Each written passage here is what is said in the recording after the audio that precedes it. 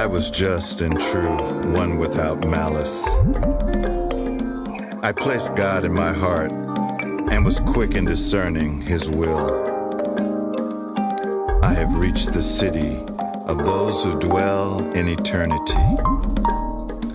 I have done good on earth. I have not injured others. I have neither been evil nor approved of any evil or offense. I have delighted in speaking truth, for I knew well the reward that comes from doing this on earth, from the time of one's first act till one reaches the grave. Indeed, my sure defense shall be in speaking truth on that day when I reach the divine judges, the skillful interpreters, discoverers of all action, chastisers of all offenses. I took pleasure in righteousness, staying in harmony with the laws of Mott. I have not oppressed the lowly, nor harmed those who honor God. I have spent my life in the way of righteousness. The sincerity and goodness which were in the heart of my father and mother, I returned through love of them. I have never acted in a manner to dishonor them, even from the earliest days of my youth. All right. And here we are back with Black Knowledge Matters. You know, I was thinking about that. You know, at first we were just calling it the Wednesday night class. And then I think it was Brother Malik said, well, why don't we call it Black Knowledge Matters? And we said, hey, you know, that's a good idea. And so that's what we've been calling it. We've been doing it almost a year. I think it'll be a year perhaps in April. And so earlier this month, we had a tribute to Bob Marley. And then on the 10th, we had we looked at the book, A Thin Line Between Love and Hate, Black Man's Journey Through Life and the CIA. And last week, we had Dr. Salim Faraji, Towards an African Spiritual Renaissance. And this evening, we're honored to have Brother Munyiga Lumumba. Just think about that. You know the brother is heavy if his name is Munyiga Lumumba. Yes, sir. And he's going to be discussing revolutionary ideology from an African cultural perspective. And as I said, I met Brother Lumumba when he was, he still is, in the All African People's Revolutionary Party. And I've watched him expand his knowledge, and as he has worked and ran programs at UC Berkeley. And you didn't send me a bio, Munyiga, so I'm kind of winging it. Do you want to take over and just tell us a little bit about yourself before you get started? Oh, no problem with that. I'm sorry about the bio. It's been a real hectic, I guess, last couple of months for us over here. It's Munyiga Lumumba, and I was born in Berkeley, California, and I was raised in Oakland and various parts of Oakland. I spent the best part of 50 years in terms of my growing and becoming a more seasoned human being, more knowledgeable, more militant, and more committed to African people. The journey took me from Berkeley. I was there for 1 year as an infant, and we were actually raised in West Oakland. And much of the experience in West Oakland, again, like for all of us, is shaped by our community affairs and our community history and our community's legacies and our community's personalities and the ideological and cultural sort of bearings that we have to negotiate as people growing up in particularly in respective societies and communities. So, of course, I was a child during the early years of the Nation of Islam. I was privy to some of their involvement, some of their development, some of their growth, some of their offerings as a community organization during the 60s and 70s.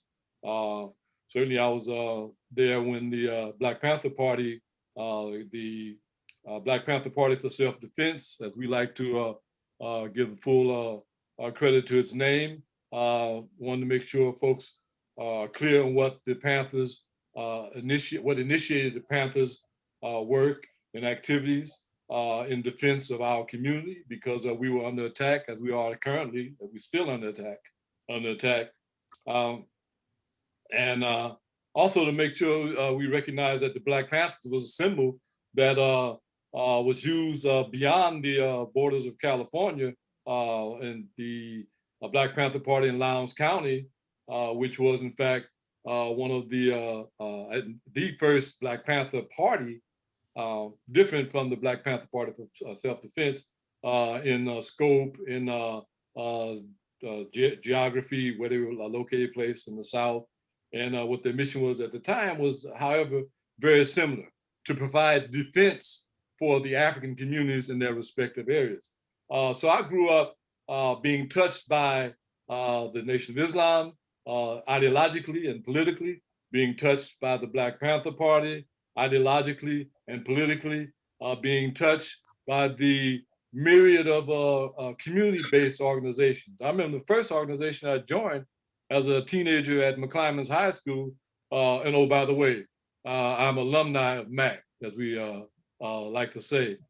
Going to McClymonds, the first community-based organization that I was an active member in, that I volunteered to work with, was called GIG, which is an acronym for Group to Industrialize the Ghetto. It was a small community-based organization that was founded by a brother named Paul Taliaferro. Paul's the brother of Ray Taliaferro. Was he related to Ray Taliaferro? Yeah, that was Ray's younger brother, Paul. Is that right? That's wow. Right. Wow. And Paul came to MAC recruiting soldiers.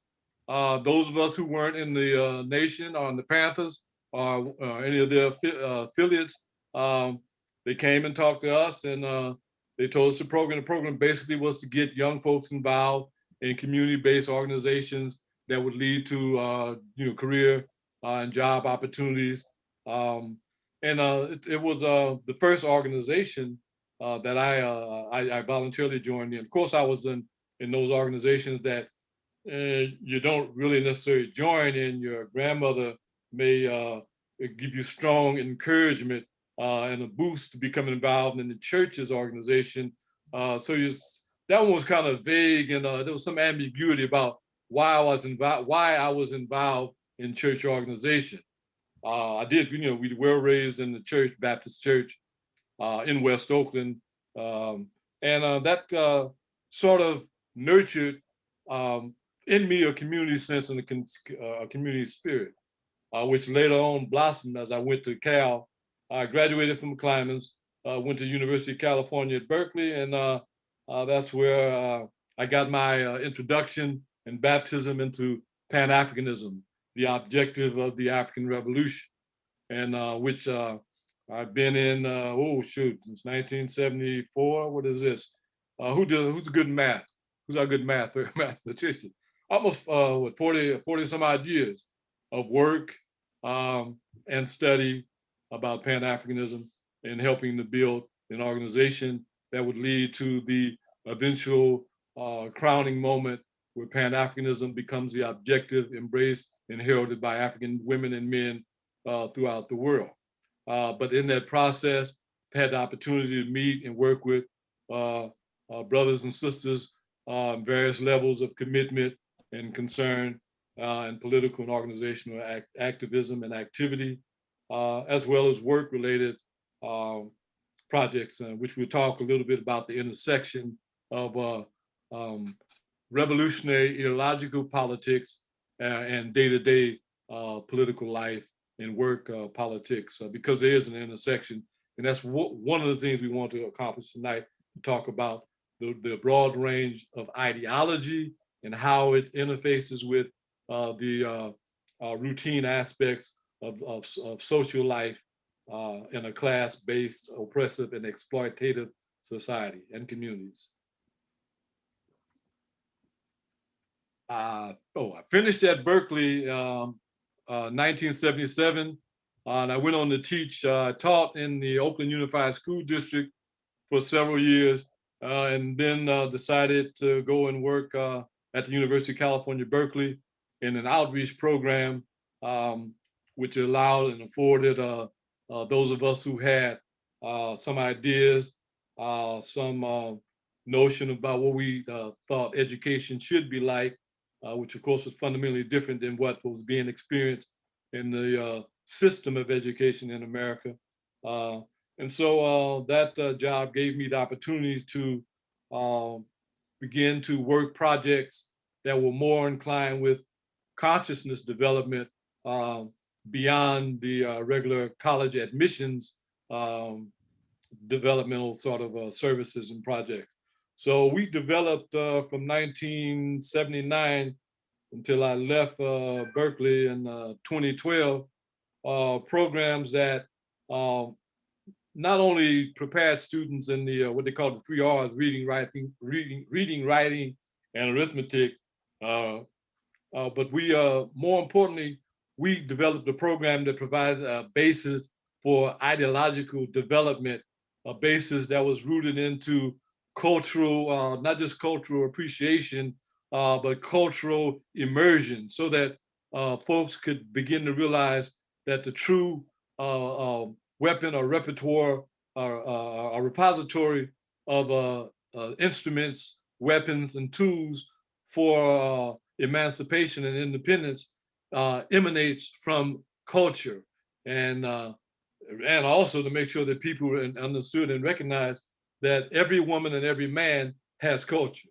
Human beings, in fact, are cultural beings, that our very creation is centered, based on, and influenced and impacted by the cultural dynamic that we find ourselves in. So I've been, I worked at Berkeley and left there, and then I did a few years at Mills College, running helping to run a program there for low-income first-generation students. Low income, basically being poor. First generation meaning being poor, and your parents were poor before you, and their parents were poor before them. Consequently, nobody went to college because nobody could afford to go to college, and we were working to help students find ways and alternative routes to getting into college if that was the path that they chose to pursue. I left that job and moved to Sacramento and wound up commuting between my home house here in Sacramento with my wife, Sada, and we had a, what do you call, a commuter relationship for about 2.5 years, where I worked at Nevada State College, again, helping low-income first-generation students prepare for college. And on the holidays and weekends that I could afford to, I would fly back or drive back from Las Vegas, Henderson, Nevada, to Sacramento, California. And now I'm doing a little part-time work here, consulting, educational consulting, and still working to build an organization that will help champion the cause about people, again, crowning our cultural solidarity, our unity, and our interests and energies into a Pan-Africanist society. Pan-Africanism being the total liberation and unification of Africa under scientific socialism. That's the definition of Pan-Africanism. Now, can you, so your topic today is revolutionary ideology coming from African cultural perspective. Scientific socialism and revolutionary ideology coming from an African cultural perspective. Can you elaborate on that? Yeah. first we talk about ideology in general. Ideology is the body of ideas that govern a society, that is like the glue serving the instruction, the maintenance, and the direction in which the people who make up society are headed. It's real important to understand that as a thinking and what they call sentient human beings, men and women who have consciousness, that there has to be some element in place in a society that will allow and engender, make great the movement of people into the proper direction. We say ideology seeks a monolithic sort of impact. Monolithic, of course, meaning the oneness, that we're all one in this experience, in this episode, and that the oneness requires that we go in the same direction. Well, that doesn't just happen accidentally. It does for ants. You know, if you watch ants, you ever watch ants come when it's raining, there's a storm, and they are looking for shelter because their hives got flooded out? Well, you'll see literally thousands of ants moving in the same direction. Unless they're ants who have specific tasks and duties that have been assigned to them, not by their queen, as some people might think, but by nature. Nature builds in for some of life's creatures an automatic pilot. They don't need ideology because nature is enough ideology for them. Nature has told the ant that, hey, we're gonna cut leaves and we're gonna march up this tree and we're gonna build our nest up in the tree. Or nature tells the ant, we live on the ground, we're gonna dig holes in the ground, we're gonna eat up other bugs and chop them up into little pieces and take them down in the center of the hive, and that's where we're gonna store our food, that's where we're gonna be.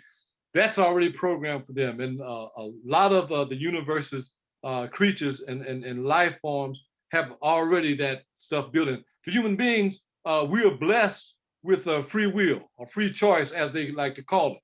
That means we have the ability to make choices, to make decisions. We have developed as beings in the universe the understanding that we will survive as long and as strong as we're united with other human beings like us. So we have come to the conscious understanding that women and men have to work together. You heard the song, United We Stand, Divided We Fall, or No Man is an Island, and No Woman is an Island, No One Stands Alone. Those are axioms or sages or words of wisdom that come out of experience, the human experience. All human beings have ideology. They have to. They don't, they're nuts. And even if they're nuts, most nuts, and no disrespect to folks who are having mental challenges, but folks who have mental challenges, they have ideology even in the face of their physical, their mental challenges. So every human being has ideology or is impacted and affected by ideology. It's what tells us when to cross the street. It's what tells us what a yellow light means, what a green light means, what a red light means. It's what tells us how to treat each other. The ideology, of course, is a reflection of the human dynamic, the human spirit. And when we talk about revolutionary ideology, we have to want to understand that revolutionary ideology is a science. It's governed by laws and principles, like math, like science, like physics, like chemistry, like, there's science, there are laws that are in play that define and give ideology its definition, both its theoretical and its theoretical allows us to understand it in practice. So when we say that all men and all women have ideology, it's based on science. It's based on the evidence of how human societies have existed, how they flourish, or how they've declined, or how they are preparing to move forward in the future. How we relate to each other is based on the way we've been trained or the way we've been prepared. How we make decisions or what decisions we make is based on how we've been trained or how we've prepared. Institutions in society are created by human beings. One thing about human beings is part of the understanding of our ideology. One element within our ideology is the principle of dialectical materialism. Dialectical materialism basically is just a question of the unity of opposites.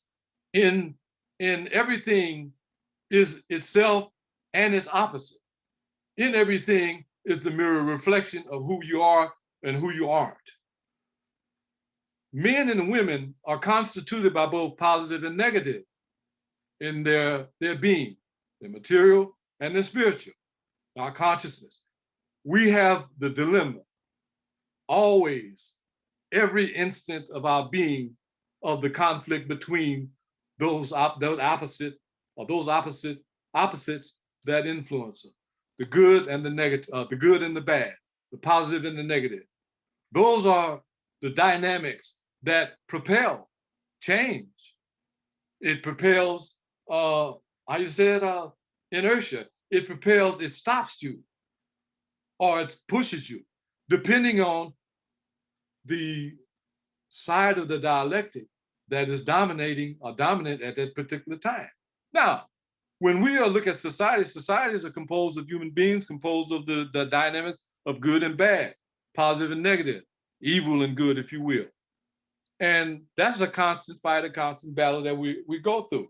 Society, governed by men and women, have in our evolution been compelled to create blueprints or legends or maps that tell us how to proceed on the path that we have collectively decided to pursue. Now, collectively at the beginning point of humanity, because we had to yield to collectivism. Collectivism is another element in a revolutionary ideology. We'll get back to these presently. We talked about the dialectics. Let's talk about the collectivism. Men and women for a long time in our evolution had to deal with elements that were out of our material control. That is to say, when a flood came, and some of these are still out of control. Just look at what's happening in Texas. When a storm came, when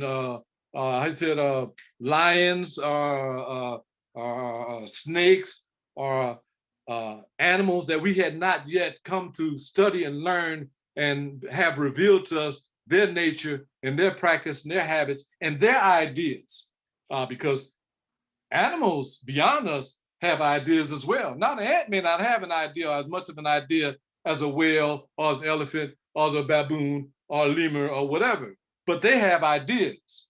They have thoughts. And, with those things that people say, no, animals don't think. Yes, they do. Animals have culture. Yes, they do. A lot of it now has been revealed to us with use of science, where we see elephants, they mourn their dead. They have funerals. Did you know that? Elephants actually have funerals. This is an example or evidence of the working out within the animal's mind, its consciousness, of how you deal with certain phenomenon that affects their existence, death, how they deal with death. Well, they mourn. Okay, that's like us human beings. So we can then say, on the one hand, in the dialectic and in the process of revolutionary ideology, another principle is to understand that all things are alike and unalike. All things in the universe are like and unalike at the same time. How are we like the elephant? Well, the elephant is made out of flesh. I pinch my arm, I'm made out of flesh. So just in that one category alone, there's likeness. There's a likeness. Me and the elephant are the same in that sense. Now, but we're also different. Here we go to dialectic, the opposites. The elephant is 5,000 or 10,000 pounds. I'm only 187 pounds. 215 pounds, but far shorter than what the elephant is. So we have to recognize and understand that. I just want to say Alan's on this Zoom, so you're giving him ammunition. Okay, we're ready for it, because we'll have Alan be an example of some of the the dialectics or the science of dialectics, we'll use him as one of our examples. But ideology is the glue, to make it as succinct as possible. It's the glue that keeps society running. Now, and everybody has one.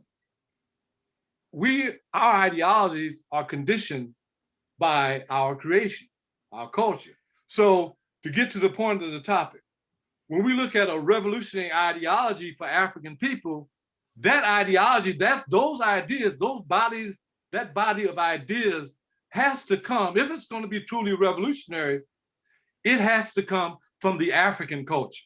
You understand what I'm saying now? A lot of people will tell you, well, Marx and Lenin, they're the only ones who had a revolutionary ideology. Why do we enshrine or enthrone such greatness on two men who are men just like you and I, just like every other billion millennial numbers amount of men and women who've come through the universe? They're no different, they're no special, they're not special, they're no different. And certainly, if we understand that ideology has to come from a culture of people, then the culture of Europe certainly can't produce the revolutionary ideology for the people of Africa. And we know our contributions are testament and evidence of the fact that when we get down and get serious, we can produce, we can create. Don't get me started about going into the annals of the creations of African people. I know in Wose y'all do an excellent job. And I want to thank y'all for the work that the Wose Community Church has done and continues to do in terms of amplifying and elucidating the contributions of Africa and African people. So we don't need to go to Marx. We don't need to go to Mao. We don't need to go to Lenin. We stay home and we find our ideology, because that's the only place any people are going to find ideology that's going to lead them through this morass or these trials and tribulations of dealing with the positives and the negatives within the human experience and the non-human experience within the universe. So we say that our ideas must come from an African experience. Nkrumahism, Tureism. That's the ideology for the African Revolution. The ideology of the African Revolution is embodied in the ideas, the studies, the research, and the practice and the work of Kwame Nkrumah Osajifo, who's the president of Ghana, first president of Ghana at independence. Ahmed Sékou Touré, Secretary General, President of the Republic of Guinea in Conakry. Two men who put an emphasis on those elements and those principles that come to define the ideology of Nkrumahism, Tureism. And African men, African people who fought against one of the most diabolical and certainly the most calamitous experience affecting a people, imperialism. Imperialism from all of its branch, from the time imperialism found its seed, its germ in slavery, later on to grow into feudalism, later on to grow into capitalism. Later on, now we find it in imperialism. Imperialism is only the extension, the ascension, I should say, of capitalism. So when we talk about capitalism, we're talking about imperialism. When you talk about slavery, you're talking about capitalism. So that becomes extremely important in the accumulation of the beliefs and the thoughts and ideas that come to govern each of us. If, as we become more, mature and more reasoned in our approach to life, looking for the solution to problems, we have to find a way, a mechanism to, separate the wheat from the chaff, the good stuff from the bad stuff. They're gonna come and tell you, oh, you don't need to be talking about socialism. Brother Imhotep, we hear that all the time. Socialism is a white man's creation. Socialism will never work. Socialism is utopia. Socialism is bad, bad, bad. Socialism is atheist. You know, Marx and Engels, Marx and Lenin, they didn't believe in God. Well, that's Marx and Lenin's problem. They had a different cultural experience than Nkrumah and Ture. Let me tell you something. If you use that example or that argument, you have placed yourself in some shaky footing, because Nkrumah was a Christian. He was raised in the Christian church. From Achimota when he was a child until he was at Lincoln University, frat boy in the graduate program in Philadelphia, in church every Sunday, Christian church. Ahmed Secretary, the president of Guinea, a devout Muslim. And he'll tell you, born a Muslim, because you're Muslim in Guinea, you're a child in Guinea, you go to your mosque, you pray 5 times. It ain't that fake praying like we experience a lot of time in the churches, Christian church here in America. You're about the devout. So here you got juxtaposed against Lenin and Marx, and they were atheists. That's what they decided to do. I ain't bad mouthing them. That's them. That's the choice they made based on their knowledge and their experience. And one could hardly, blame them, given what Europe did to organize religion. You had the Inquisitions. You had Constantinople. The Council of Nicaea. Yeah, and the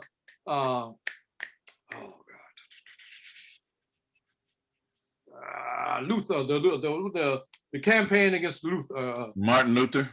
Yeah, Martin Luther, right. And so, they had and the Jews, and look how Europe did the Jews. Their own brothers and sisters who happened to use Judaism or saw Judaism as their spiritual guide and faith. So much so that there were campaigns to wipe out whole religious groups.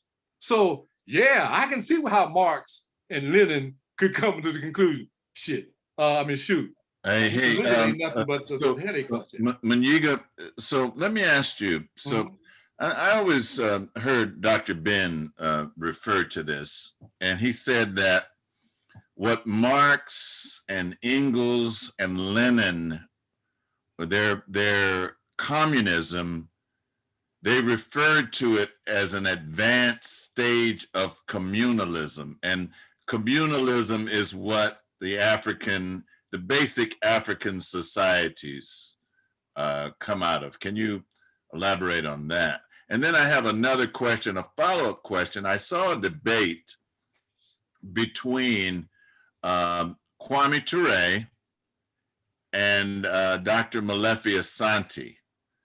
And Molefi was primarily he was saying that we needed a more cultural, a more cultural approach to socialism, based upon the African culture rather than something, that was lifted out of Europe. So can you address those two points?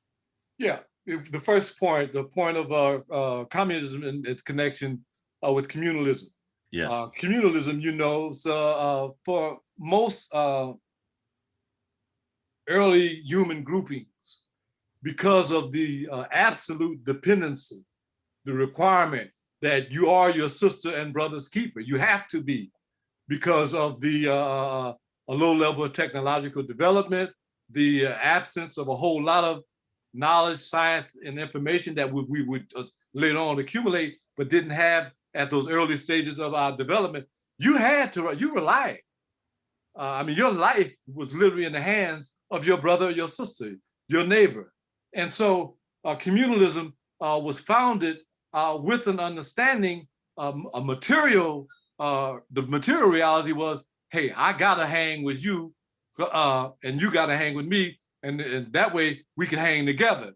The other one was the idea of why. The question had to be answered. Why should I hang with you? Well,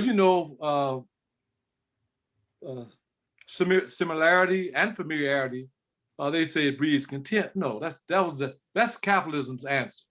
Familiarity breeds fraternal and sorority, that is brother and sisterly, when it's when the experience is a progressive one, a revolutionary one, or one in which the consequences for each is positive. So there was an absolute need for collectivism, and the collectivism is the structure in which, and the idea in which we are all our brothers and sisters keepers, and that communalism made sure that structurally the social development and economically, because it dealt with the economic question, and economics, just I'll one or two questions. Who will own and control the wealth? Who will do the work to generate the wealth? And as we go along the line, the ascension of society, you'll see how the dialectical poles opposites came about. Communalism came about because we absolutely had to. But in having to, we began to understand, because we're conscious beings, we began to understand the question of worth and value. In communalism, the intrinsic worth of all human beings is appreciated. Because trust me, if you got old, they found something for you to do, so long as you had the physical capabilities to do it, to help the communal society get along. So the attitude and the appreciation and the spirit of communalism is by far more advanced than capitalism. Communism takes that spirit. Now, the mistake that people make is they give, again, and I get pissed off, I'm sorry, and I get upset at— Thank you. Thank you for keeping this space sacred. I appreciate it. I thank you for correcting yourself. I'm gonna struggle with it, brother. You know, all right. This for me, anyway, the question for us is, why do we, on the one hand, want to denigrate the culture, the European cultural icons, but at the same time empower them with godlike powers and attributes? Marx and Lenin, I'm gonna go back. They were men, they were human beings. They didn't create communism. Marx didn't create capitalism. He didn't create labor. He didn't create capital. All he did was he observed, analyzed, and codified. He observed dynamics in play, and he didn't observe, and he wasn't the first one or the only one. This question about class struggle, there's a brother born in Tunisia around the 400th century, 400th century. Ibn Khaldun. You ever hear of him? Yes. Okay, you know the story of Khaldun. Khaldun was a brilliant African person, brilliant in history, brilliant in economics, brilliant in sociology. He, in fact, wrote about the dynamic of capital and labor 500 years before Marx was even born. When Marx was born in 18. Yeah, 500 years before Marx was born, Ibn Khaldun had already codified the question of a conflict between labor and capital, such that he could talk about the development of classes, class stratification, and the necessity or the process in terms of how those contradictions would be resolved, how one class would seek to overthrow the other. He did that, but we get, this is near and dear to us, because they used to attack us because we said, we gotta go for socialism. Oh, you're gonna let Marx and Lenin and stuff. No, we're going for socialism. Socialism don't belong to Marx, it doesn't belong to Lenin, it doesn't belong to Kwame, it doesn't belong to Sekou. Socialism is a universal, it's just like math. Who does algebra belong to? Who does geometry belong to? Who does physics belong to? We might want to say, Pythagoras said. Pythagoras didn't do anything but go to some university in Africa and cheat off of somebody and go back and use his name to get all this glory and accolades that he gets now. We got to study one of our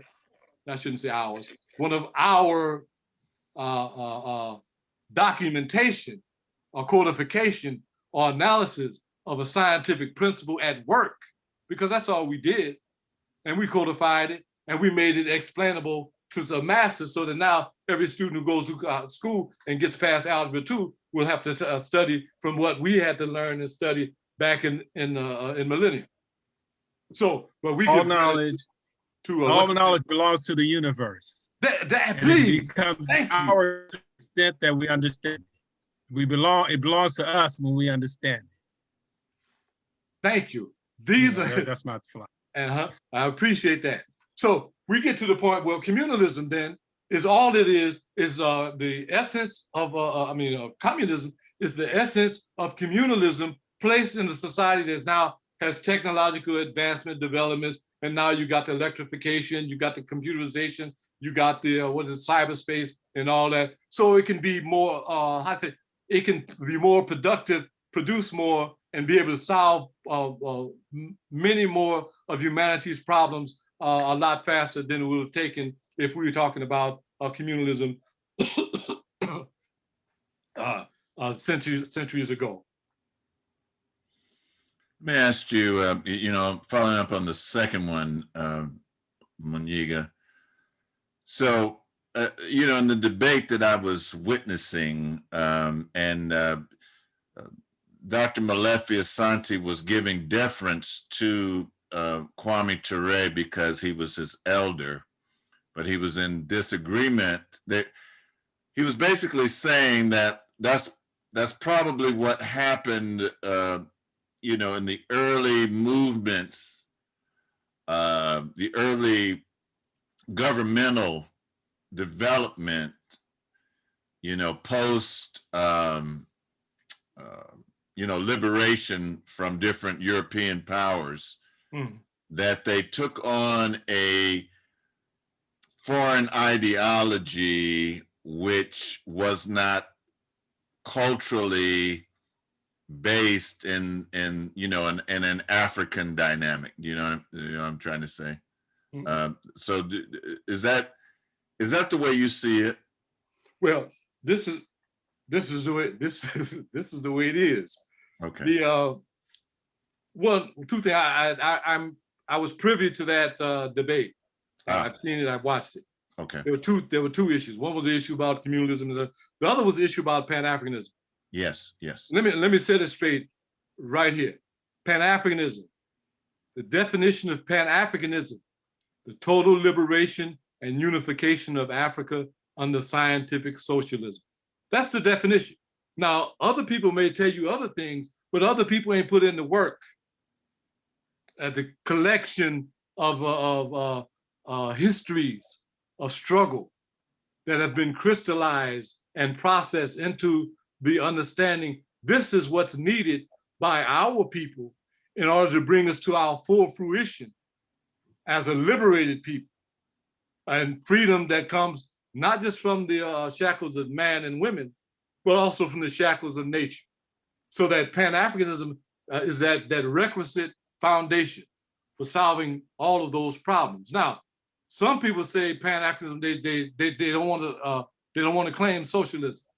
Basically, what they want to claim capitalism. And again, like I said earlier, Brother Imhotep, capitalism finds its ancestral seed in slavery.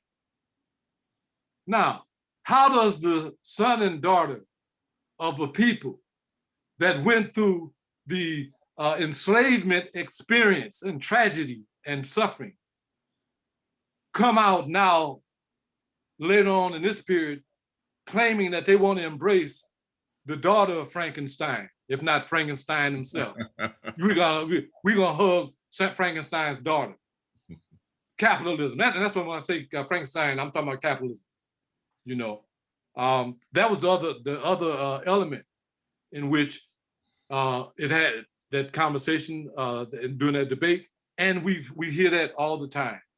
The question, and that's why I think the topic tonight is so germane and so important, because we're discussing it here, and we can bring it to the floor. If you understand it and agree with it, let's learn more about how to deliver it to the mass. If you disagree with it, bring it to the floor. Let's struggle with it so that we can at least begin to see the the dialectical points in which the opposites are being explained expose, analyze, so then we can critique it from a rational basis. A basis, oh, no, that's not what it is. That's not what it is. Well, if that's not what it is, what are you saying it is? And where does that come from? Yeah. So I think that's the critical thing. But yeah, it's been a fight for a long time. Yes. Mm-hmm. So now, in with respect to the All African People's Revolutionary Party, there's a reading list that's required. And one of the books, and you kind of touched on it, just briefly, was Nkrumah's Conscientious. I was having a hard time pronouncing that word. Conscientism. Conscientism. Yes. Conscientism. Some people call it conscientism. Yeah. I came out of the Oakland public schools, so that's how we pronounce it. But now, is it based upon his book, on that book? Just in a nutshell. I know there's more to it, but is that the basis of his book on conscientism? Yeah, the complete title, Conscientism, Philosophy and Ideology for Decolonization. Philosophy and Ideology for Decolonization. So it has an intent. We say, what's the group used to say? Free your mind and your ass will follow. Was that Boosie? Okay. Yes. Oh, I'm sorry. Yeah. Okay. And that would be your posterior sisters and brothers will follow. All right. Keep going. Okay. Go ahead, man. Go ahead. All right. Yes, the book is the recipe. The book is the one that we all, as African people, need to read. We need to read it. And, like the Christians need to read the Bible. Notice I say the Christians read the Bible. They don't. But most of them don't. Yes. Especially in America, in capitalist society, because reading is frowned upon. The Quran, Muslims read the Quran, the Torah. The Jews read the Torah. I'm losing it.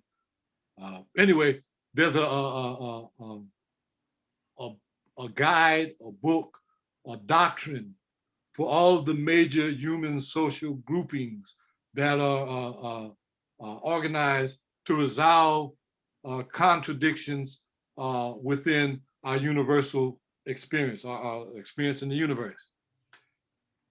Conscientism does that for African people.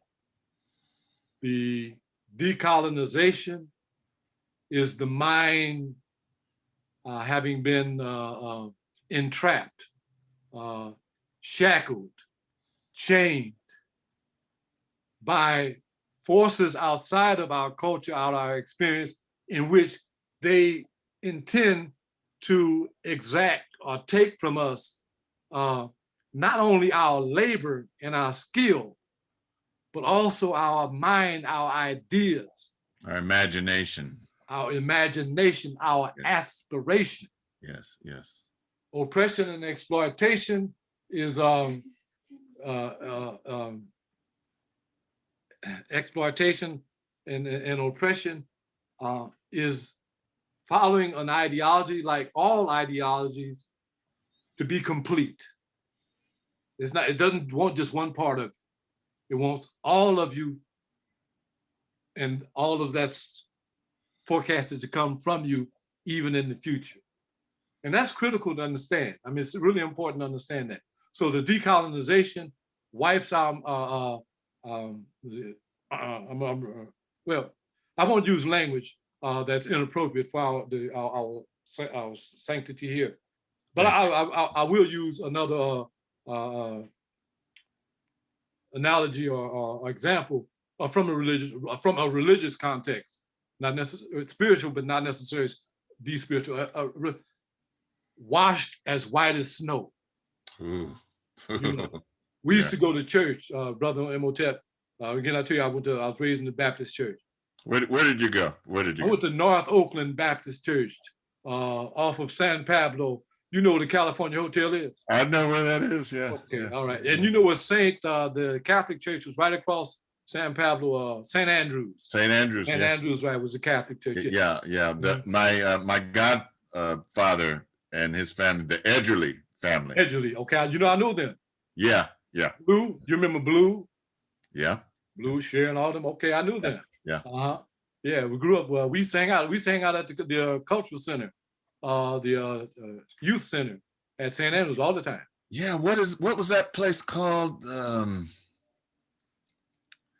Yeah, a lot of cultural things were held there. Mm-hmm. I can't think of the name of the place. We gave a party once, and Steel Pulse came to our party there. Mm-hmm. It was called the Law. The Law. The Law. That's what it's called. Yeah. Okay. Yeah, I'm sorry. Go ahead. Capoeira. That's where one of the Capoeira courses were. Yes. Yeah, we had there's a lot of stuff going on there. Yeah. But you see the issue of what we need as a people.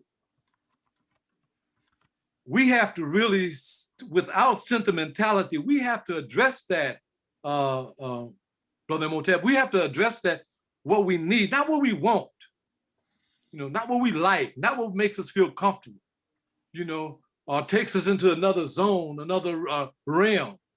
We need to face that, which is going to deliver us from, our suffering. And we suffer. I mean, and the thing is, ideology is it can either be the what's that Malcolm used to say about Novocaine. Something is the Novocaine. It deadens the pain. In capitalism, it seeks to create the substances or the elements that deaden our pain to our suffering. So that's why we get so many distractions, commercials, movies without substance, stories or songs that, don't lead us to anywhere but to the same problem we started out with when the record first started playing. And that's important because we say ideology is total. It's total. And what that means is, if we live in a society, and we do in a capitalist society in America, we are influenced, and that influence dominates us. That influence is the ideological, we call it bourgeois ideology.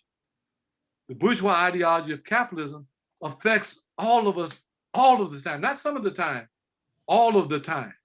So that when I go to bed at night, the dream I'm going to have at night, it's already programmed in for. It's just like your VCR. We don't do the VCRs anymore. Well, your whatever you're watching on TV, your disc or your Netflix. Your dream is already programmed. You're going to dream about nonsense and book stuff that that happened to you during the course of the day. I like to use the word El Toro Poo-Poo. El Toro Poo-Poo. That was that's a Ray Taliaferroism. There's a Ray Taliaferro. Oh man, that's where I got this from. Because I used to listen to Ray at night. Yeah, me too. And Ray would talk that talk. They didn't have what do you call those things? Filters at 3 o'clock in the morning. Right. Well, they did have a delay, like a 3-second delay. But yeah. I never called into Ray, but I listened to him every night. Yeah, there's a lot of El Toro Poo-Poo. If I can interject.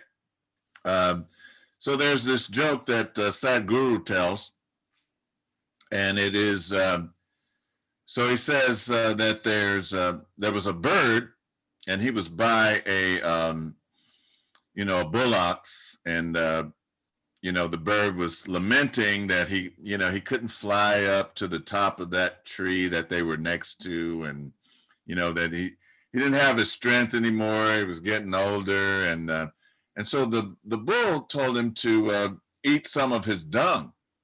He says, if you eat some of my dung, within a 4th night, you'll be strong enough to fly to the top of the tree. And so he does, you know, at first he, what you want me to eat, you know, and then he says, then he starts doing it. And he feels himself getting stronger and stronger. And then sure enough, on the fourth night, he was strong enough to fly to the top of the tree. And at that moment, when he's at the top of the tree, a farmer comes out from his house and sees the bird on top of the tree and takes his gun out and shoots the bird. And the moral of the story is, bull can get you to the top, but it won't keep you there.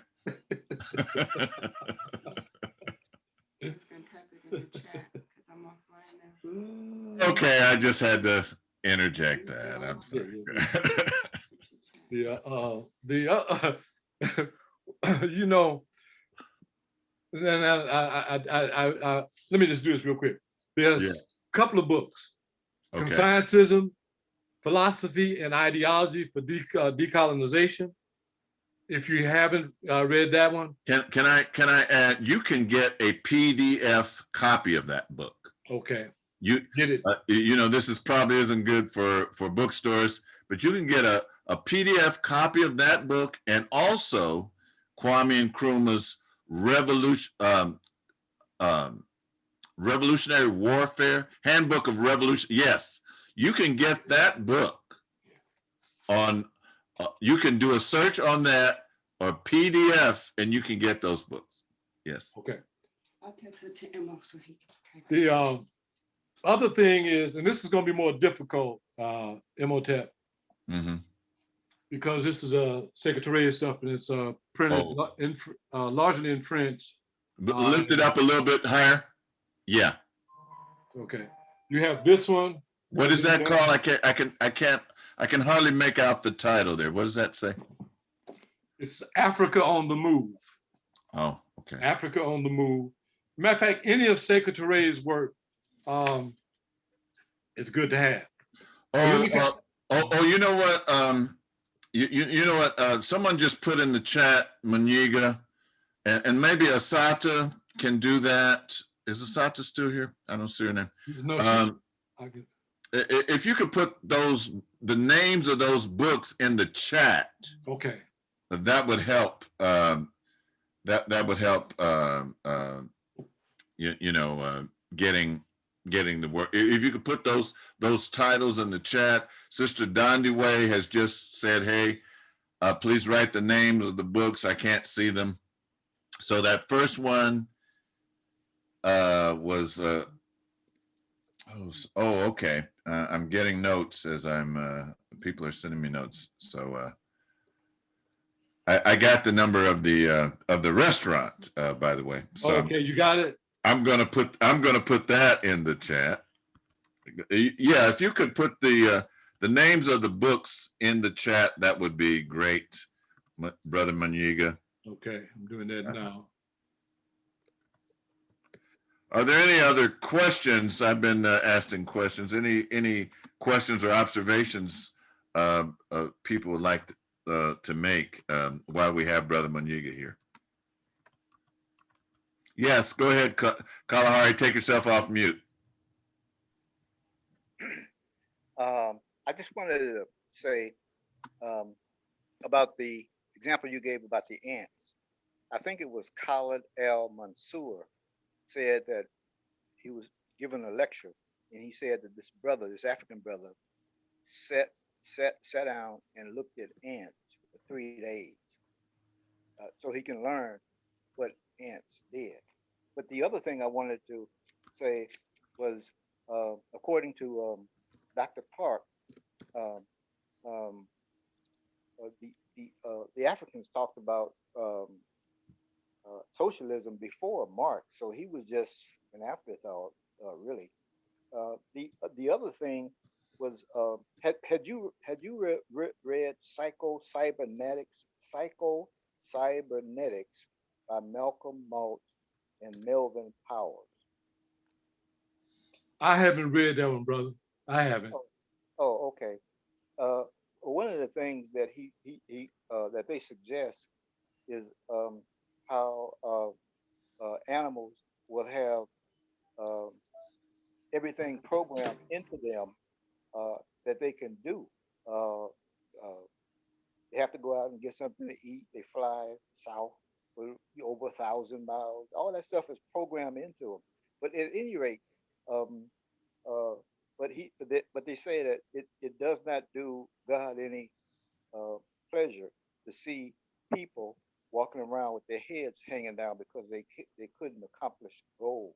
Uh, uh, they sort of suggest what's already in the Usia. That is what I had already said. But uh,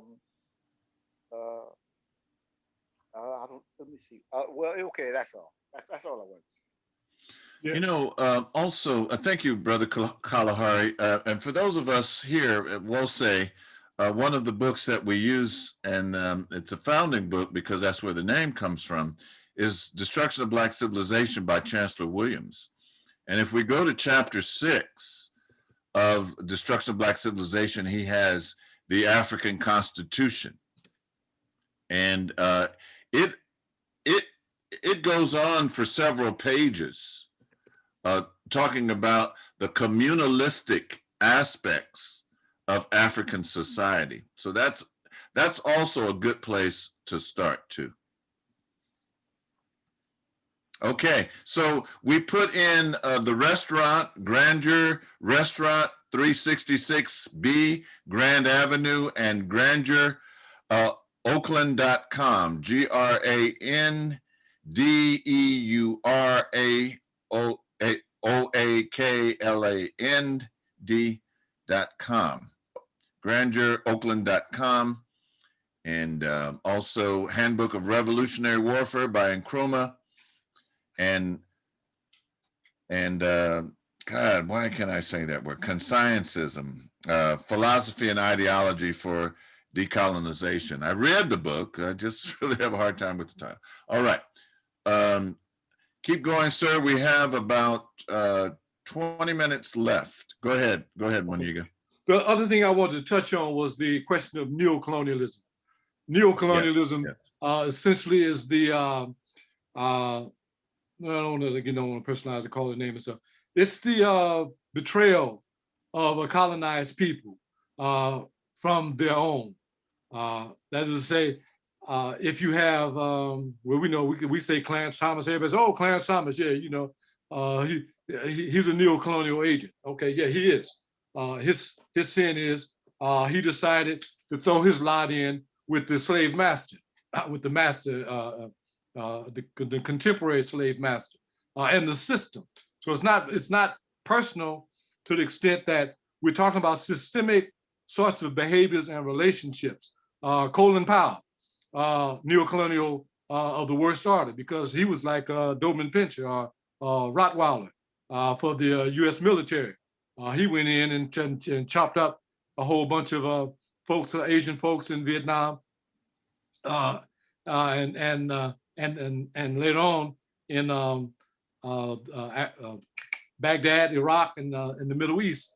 What this shows is that ideology, because it's all it's pervasive, it's involved in every aspect of living, we make decisions that are life and death that are driven by whatever ideology is governing or is dominating our thinking. So that's why it's critical to sharpen up our minds. Else you wind up being like Charles Rangel. You remember Charles Rangel, Imhotep? Help me remember. Charles Rangel was one of the longest sitting congresspersons in New York since Clayton Powell. Yes. Okay. Yeah. We used to call him Slick Willie because he used to put that pomade in his hair and try to get it that curly, laid back look. Charles Rangel was a neocolonial puppet. And let me give you an example. See, we don't just choose people, this is not a game show where we just pick people's name arbitrarily and then assign behavior to them. You guys remember 2006 at the United Nations annual gathering in New York, I think it was September 20th. The president of Venezuela, a brother, name was Hugo Chavez. He was the president of Venezuela. Venezuela is a country that's almost 70% African or African mixtured people. So it's almost an African state. 51% of the folks there are mixed indigenous African, and there was some sprinkling of the Spanish conquistadores' children and grandchildren. And then 4% straight up, Africans born in, some born in Africa, but just straight up without any of that admixture in their makeup, their physiological makeup. Anyway, Hugo, he's a socialist. He was in the military, and he saw all the corruption, conniving, and saw how. But he was raised on the streets, so he saw and he knew how capitalism worked, because Venezuela was a capitalist-dominated society then. Anyway, he organized resistance in the military, in the police force, on the street, and they took over the government. They overthrew the government the first time, and then they said, y'all gonna do better, straighten up, and then left, went back to his duty. Nothing happened, nothing straightened up. So he went back the second time, and he decided, with the blessing of his group, that they were gonna go ahead and take the realm of power and build a process whereby which they could have elections that would seek to put democracy truly in work and develop a leadership that was based on people's interests. People's interests. Important to say that, especially in the context of talking about, we talked about Marx and Lenin earlier. One other difference, Imhotep, if I may. Marx and Lenin's theoretical contribution characterized the struggle of humanity in classes based on your relationship to economics. So you had, and power and economics. So you had this string of class. You had the upper class, you had the bourgeois class, you had the peasant class, et cetera, et cetera.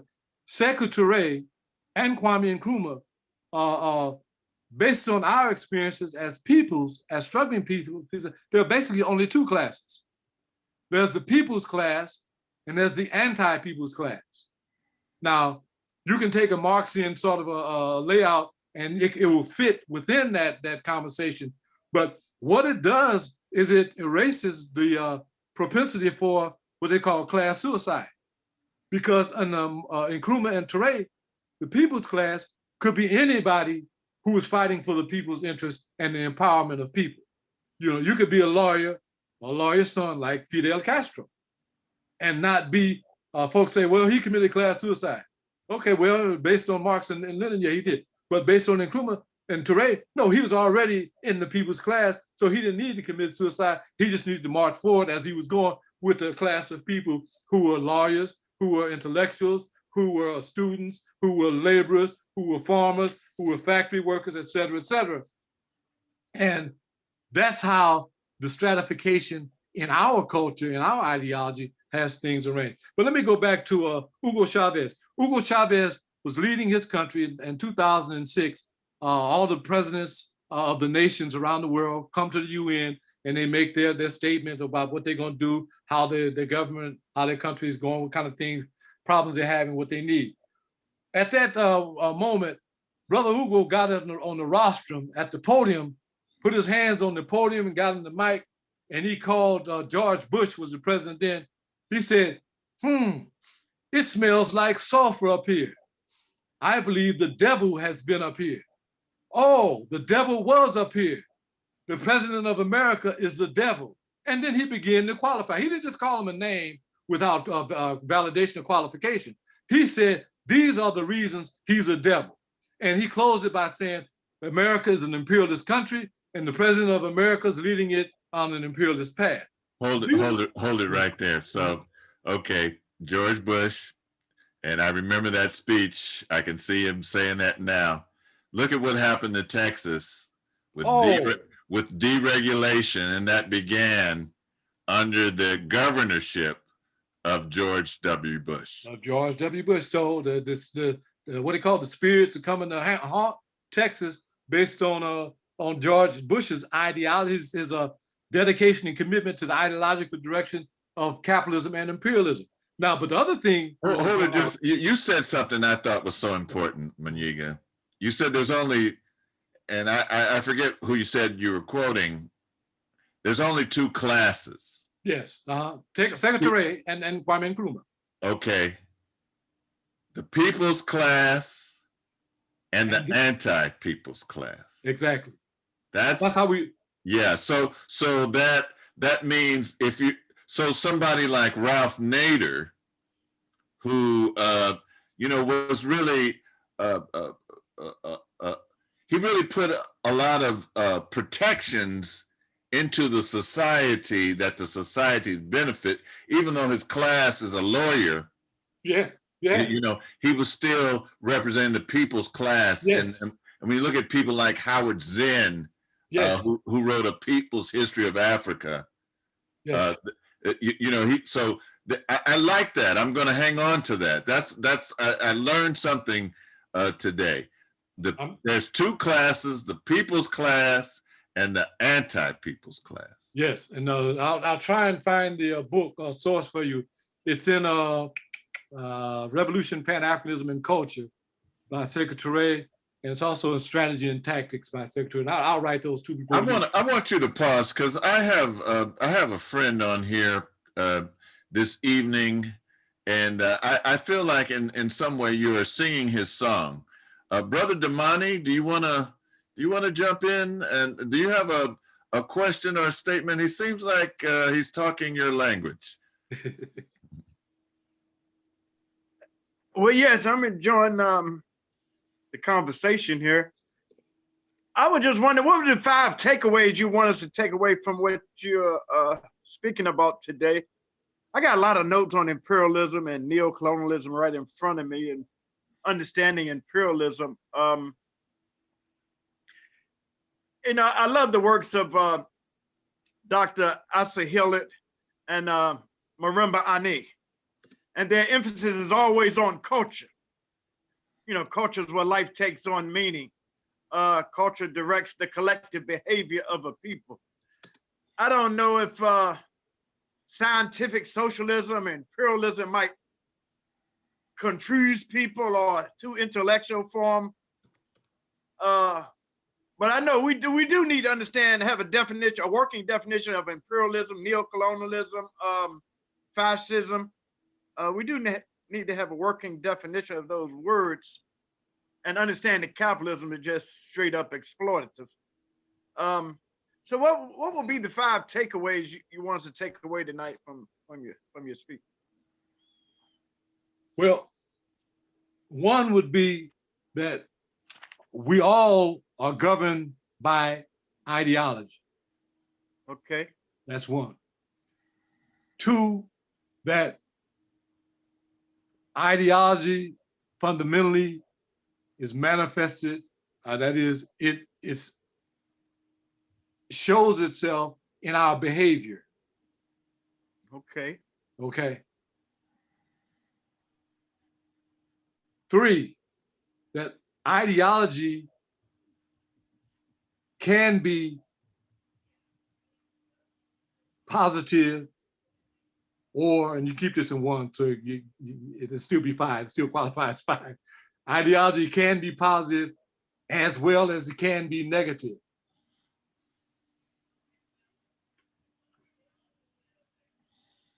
The other thing is,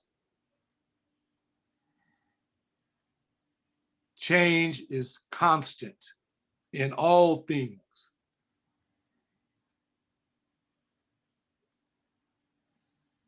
Change is constant in all things. Don't beat ourselves up too bad. You know what I'm saying? Yeah, I might have been trifling and slovenly, and when I was younger, but hey, I still got some life left in my body. I'm gonna do right. I'm gonna fight against capitalism. People, that's the kind of outlook we want people to have. Whatever you did, and it's not to say you ignore your history, but you put it in scientific context. Your history is your foundation for where you're at now.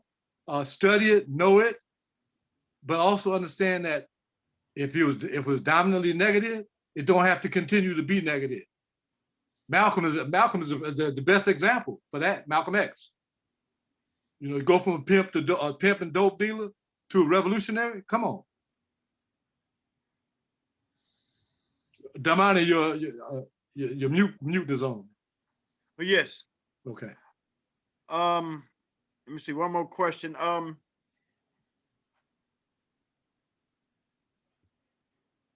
sure you're familiar with the works of Dr. Marimba Ani. Hani? She wrote Yurugu. No, I haven't read that one. Okay. Yeah. Can you leave it on the chat thing for me? Yes, called Yurugu. Okay. Yes. Yurugu. Yeah. That's the name of the book. Yeah. By Ani. Yurugu. Yorugu. Yes. And her last name is Ani. Yes. Mariam Ani. Marimba. And just if I may, Damani, Yeah. it's so you're familiar with the works of Francis Welsing? Yeah.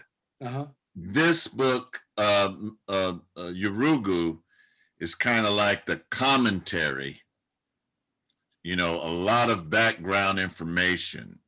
Mm-hmm. And it's rooted, she uses a lot of African terms to define things. It's I would say, a companion book to Dr. Francis Cress Welsing's book, The ISIS Papers. ISIS Papers, yeah. Yeah. Mm-hmm. But it's thick. It's like about, I don't know, 500 pages. Yeah, it's big. But she has some good diagrams in it, and she has ideology. It's an African ideology that she puts forth in that book. Brother Munyiga. Yes. Hey, it's Sidney again. Real quick, while we're in, I don't know how much time we have. If you could share a little of your experience or, you know, interactions with Brother Kwame Ture, because I'd be more than happy to.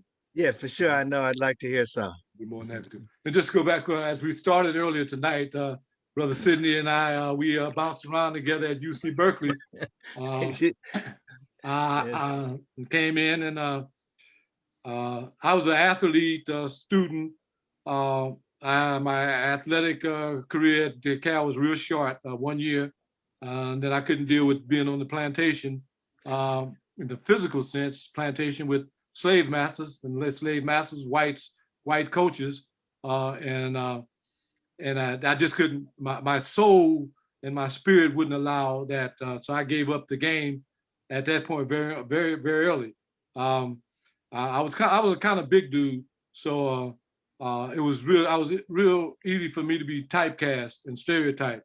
So when we no longer playing ball and I got exposed to a lot of politics at Berkeley. You know, that's one of the things there at that experience. Probably the only thing that I really enjoyed in my sojourn at Berkeley was being involved in politics, because everything else was, just it was a drain. It was, it was just such a effort just to put myself in it. But anyway, I had an organization. Started off as a sophomore, I believe. When I got in, I joined the Black Board.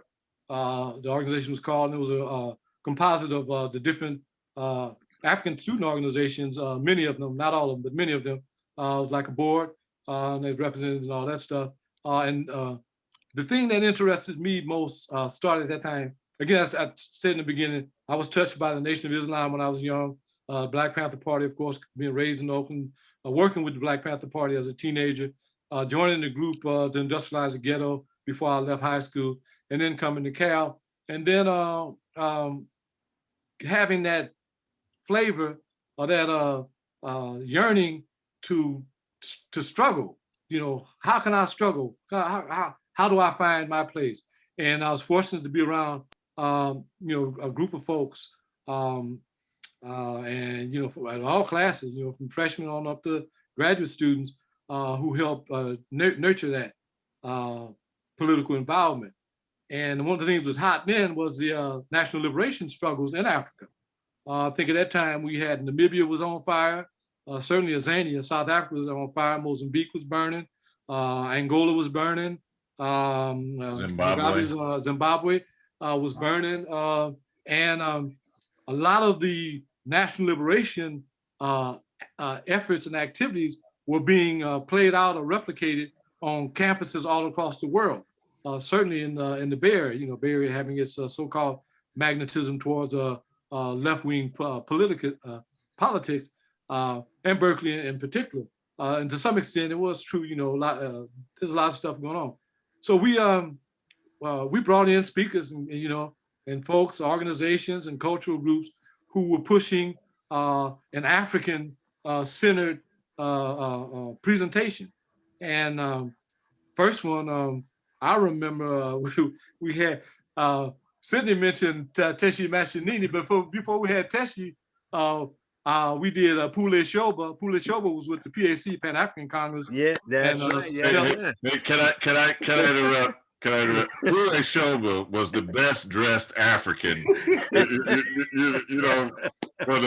For somebody that was, oppressed, that guy was clean. Okay. We had Pule.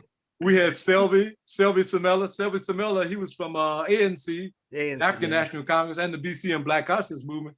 And we bodyguard them for a while, and after a while, we say, hey, y'all, when did y'all go? Y'all out here on the streets going to clubs and partying and shit, going to clubs and stuff. And we got a bodyguard now. Say, we're gonna change this dynamic. We just hanging, we just comrades, all right. And so we did that one, and then we had 1976, the fall of 76, before 77.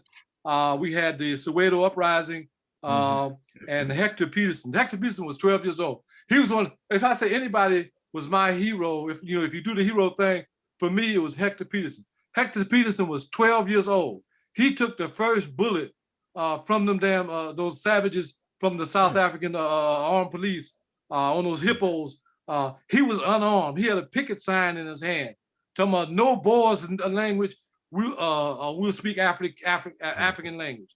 And they shot him in his forehead, unarmed, 12 years old.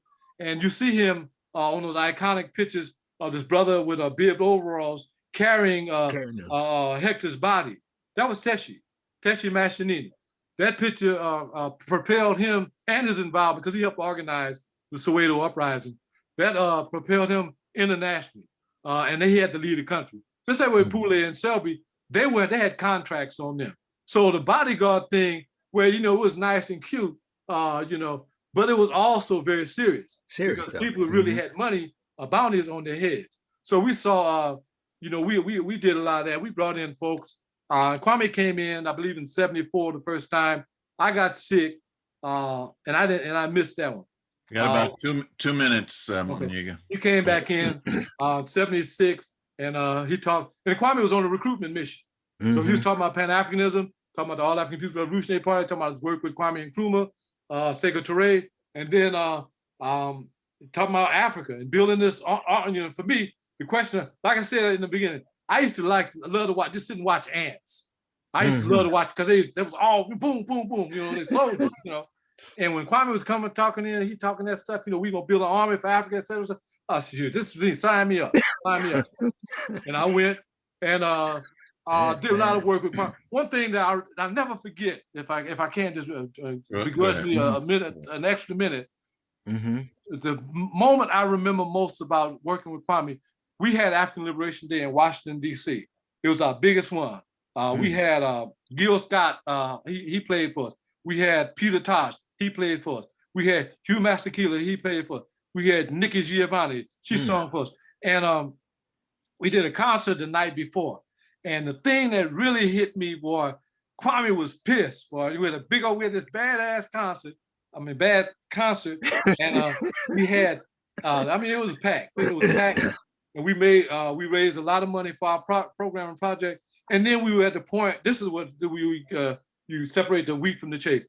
We had to clean up the stage because the next day we were going to be concentrated on the rally, the march and rally.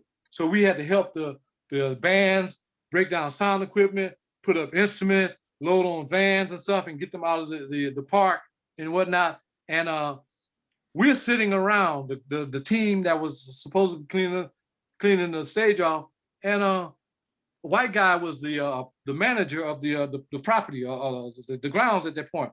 And he said, "Hey, look, no, what happened? No, the brother who was in the party, he was trying to get us to move and get the stuff done because the guy, the white guy said, "Hey, I got to go and stuff." And so, folks wasn't responding with any sense of urgency. And the brother kept saying, "Hey, we got to hurry. Our man has to leave." And finally, Kwame started walking over there towards us. And then simultaneously, as Kwame headed into our little group, the white guy came and said, "Look, y'all, I need y'all to move the stuff to move." And Kwame, he was pissed. He was livid. He was livid. Not at the white guy. He was livid at us because we didn't move until the white guy told us to move. Ooh. And he didn't spare none of us.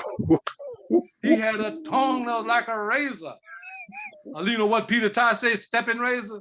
I mean, just and after that, I said, "Oh man, this stuff is serious." Every time I was on detail with Kwame, guess what? First up, early, Kwame scared my house. I get up, because that's the African thing to do, fix him breakfast, and I do that for anybody. If y'all came up and Sid, this, Yeah.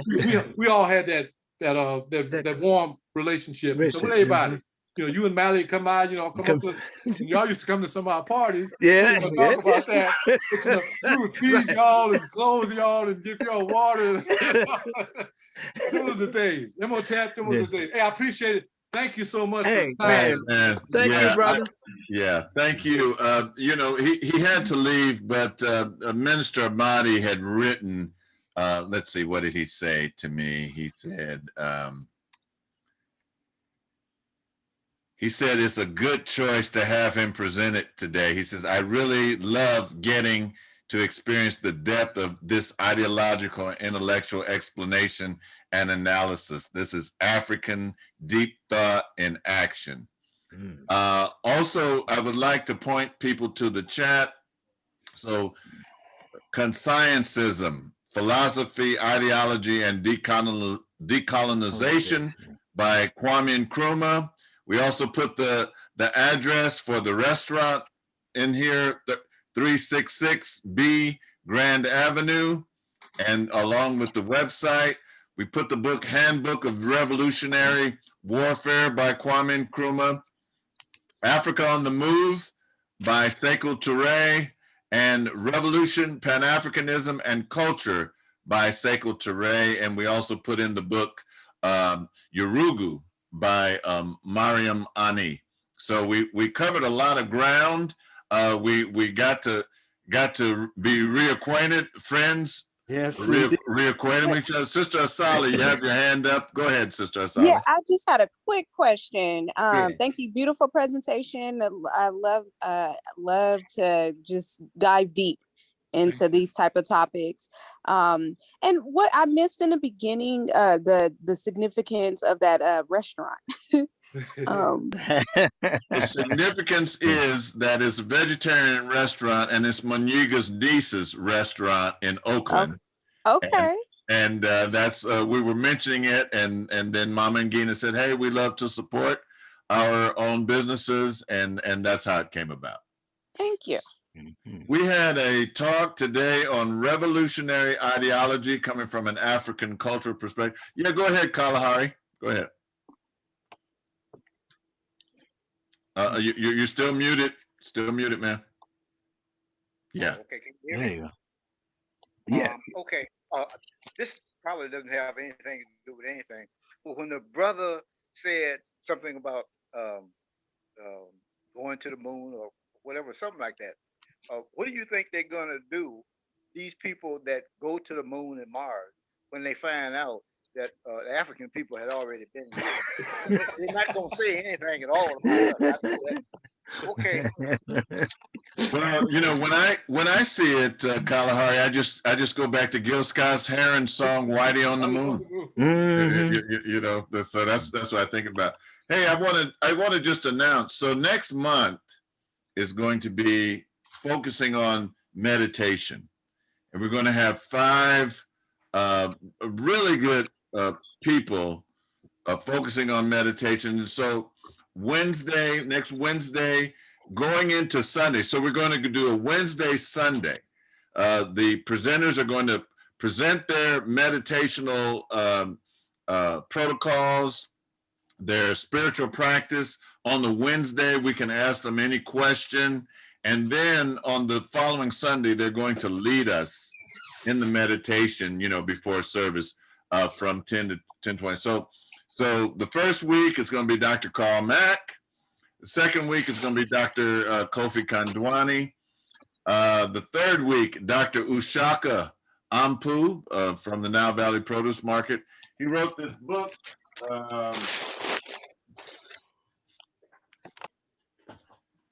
Meditation for African Americans. So he's going to be there, and then the fourth week is going to be Brother Wayne Chandler, and then the fifth week there's 5 Wednesdays in March, going into the first Sunday in April. Sister Rashonda Ziegler, who is a meditation comedic yoga instructor, and she used to lead classes up here in Sacramento. So that's what we're doing next week. And then in April, this was suggested by Brother Malik, April 7th, we're going to do current events and open forum.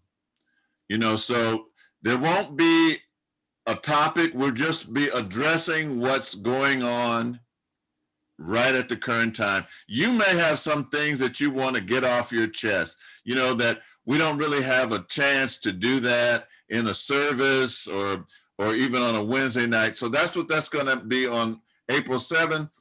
April 14th, Brother Bill Johnson, many of us know Bill. He's from Osage, Sacramento, and he relocated to Florida, and he still works on our production team and, you know, gets our services together and gets all the things up. So he's going to be presenting on unity and communications. And then on the 21st, Sister Darnisha is going to be talking about shea butter. I'm not sure exactly what that all encompasses, but it looks interesting. And so I'm glad that everyone could make it. We went a little over time, but I see Alan there. Alan, you and Munyiga are such good friends. Is there something that you would like to say before you have to take yourself off mute before we close? Take yourself off mute.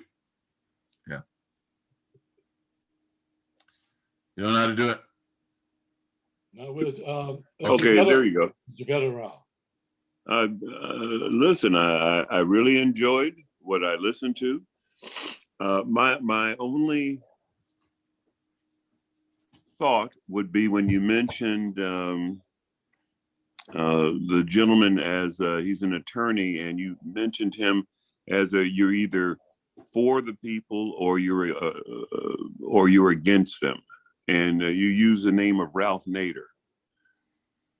Ralph Nader may have been on both sides of the coin at some point, especially when he interfered in elections, when he would run for president, depending on what side threw him the most shillings to take votes away from a certain group. So I just kind of thought, I'd flip a coin on him. He's done good.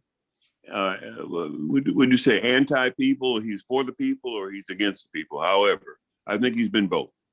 And on that example, if I can respond real quick, the democratic process does not have a quantitative index for who can run, or how many parties can run, or how many can't run. Unfortunately, in this society, it's been reduced to the two money bag parties, Democrats and Republicans. So Nader, theoretically, he was following the script and the guidelines because any number of people can run, or any number of parties, organizations have the right, and I guess from his vantage point or his vision, the responsibility as well as the right to engage in electoral politics. Now, so I don't think that alone. Let's us three take that offline because I have an opinion on that as well. These are three friends that want to get together later on, and maybe everybody doesn't need to hear it. All right, so glad that everyone could make it, those that are here, and we look forward to seeing you Sunday. Oh, also I want to mention next Tuesday, and this is kind of an extra thing to our ministerial training. We're going to have a brother from Egypt come and address us at 6 o'clock on Tuesday, and he's going to be talking about the Osirian myth, the Osirian drama. This is part of his studies. He's a PhD candidate, and he's going to be addressing us. So if you'd like to join us next Tuesday, we invite you to come. Mm-hmm. All right. All right. Thank you so much, bro. All right, take care, man. Good seeing you, brother Munyiga. Well, man, dude. All right, take care now. All right. Mally, I said hello. Will do. All right, peace. All right. Live well.